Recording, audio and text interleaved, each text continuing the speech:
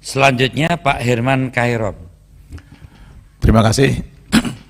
Sebelum Pak Bimo pergi ini, supaya didengarkan oleh Pak Bimo, pimpinan dan anggota Komisi 6 yang saya hormati, para direksi yang hadir pada hari ini.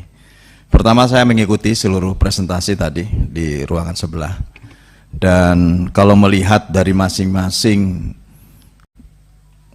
BUMN yang tadi menyampaikan terhadap kesiapan Nataru, saya kira saya yakin semuanya siap.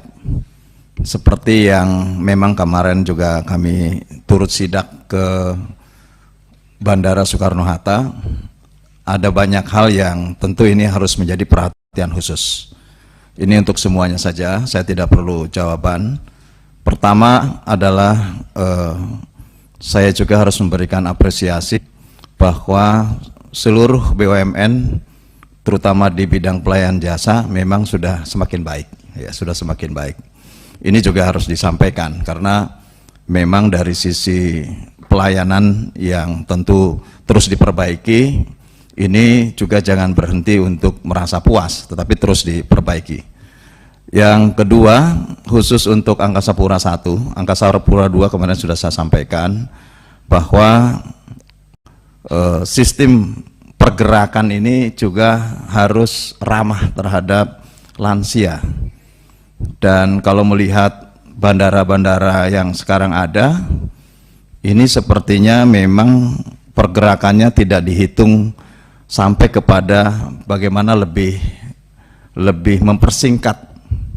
mempersingkat pergerakan tersebut.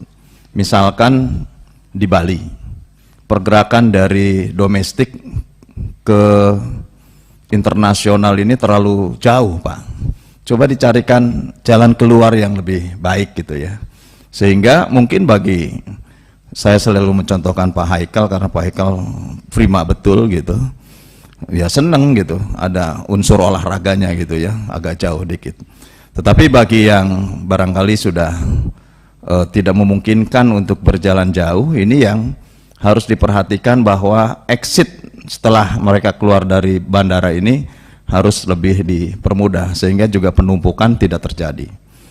Yang ketiga yang harus diperhatikan bahwa bukan persoalan hanya Nataru saja, Natal dan Tahun Baru, tapi ini juga berbarengan dengan liburan sekolah. Kemudian jangan dianggap enteng ini, gelombang umroh itu besar sekali sekarang.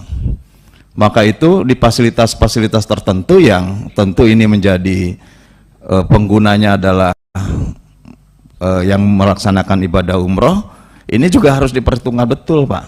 Bahkan kemarin saya meminta dan direspon oleh Angkasa Pura II bahwa ada area khusus dan gate khusus untuk yang umroh, sehingga tidak bercampur baur, akhirnya terkesan semakin crowded gitu suasananya. Nah ini mungkin tinggal di Angkasa Pura I yang saya kira ini menjadi masukan bahwa penumpukan terhadap pengguna jasa di tempat Bapak Ibu sekalian ini juga harus mempertimbangkan terhadap lonjakan yang di luar perkiraan itu gitu. Nah yang keempat, ya menurut saya peningkatan pelayanan harus lebih prima. Jasa Marga juga harus mempertimbangkan betul. Ini karena saya sering pakai tol. Memang dengan adanya kontraflow ini memperlancar di jalur tertentu. Tapi pada ujungnya itu akan numpuk juga, Pak. Kemacetan biasanya ya akan terjadi di pertemuan-pertemuan tersebut gitu.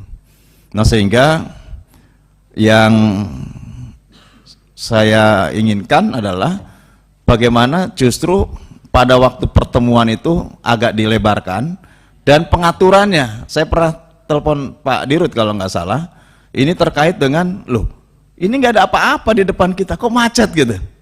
Nah berarti harus ada pengaturan-pengaturan tertentu di titik-titik tertentu supaya betul-betul arusnya lebih lancar gitu ya. Kemudian kereta api, ini pengguna kereta api juga menurut saya akan membludak. Dari sekarang mungkin tadi saya tidak melihat Pak Dirut menyampaikan akan ada penambahan traffic atau penambahan gerbong gitu. Coba ini juga dipertimbangkan betul Karena saya melihat ya, kereta menurut saya akan menjadi moda yang lebih menjadi minat gitu. Nah oleh karenanya ini tolong diperhatikan betul Pak Dirut, dan jangan terlalu pusing dengan kereta cepat Jakarta-Bandung. Ini fokus dulu kepada kereta reguler dulu gitu ya, sehingga betul-betul bisa memberikan pelayanan yang lebih baik. Kepada Damri, ASDP, kemudian Pelni, kurangi tingkat, bukan kurangi lah, kalau bisa ya zero accident lah ya, jangan sampai ada dikala terjadi sebuah traffic yang begitu kuat, yang begitu besar, kemudian terjadi banyak kecelakaan. Menurut saya ini harus betul-betul memperhatikan safety first gitu ya. Bagaimana keselamatan penumpang, keselamatan pengguna ini diprioritaskan.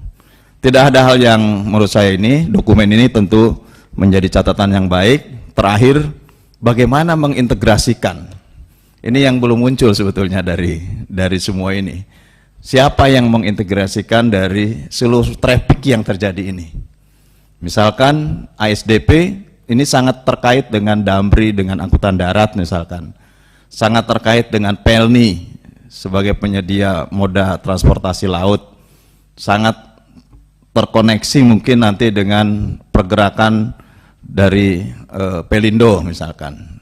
Nah ini bagaimana, siapa yang bertanggung jawab mengintegrasikan ini, sehingga ada suatu sistem yang memang ini sudah terintegrasi untuk menjamin terhadap tingkat kelancaran. Kalau parsial tadi bagus semua gitu, udah siap semua. Bahkan Perum Damri sudah jelas bagaimana timeline dan di tanggal berapa harus mempersiapkan piket dan lain sebagainya. Menurut saya bukan tiket ya, piket gitu dan lain sebagainya, ini sudah cukup baik. Cuman siapa nanti yang akan mengintegrasikan gitu. Kalau semuanya bekerja atas masing-masing dan kemudian semuanya juga sudah siap dengan strategi dan caranya masing-masing, tapi siapa yang mengintegrasikan sehingga betul-betul kondisinya dapat terkendali dan tentu menjamin kelancaran Natal, Tahun Baru, liburan, dan gelombang ibadah umroh. Saya kira demikian, terima kasih. Assalamualaikum warahmatullahi wabarakatuh.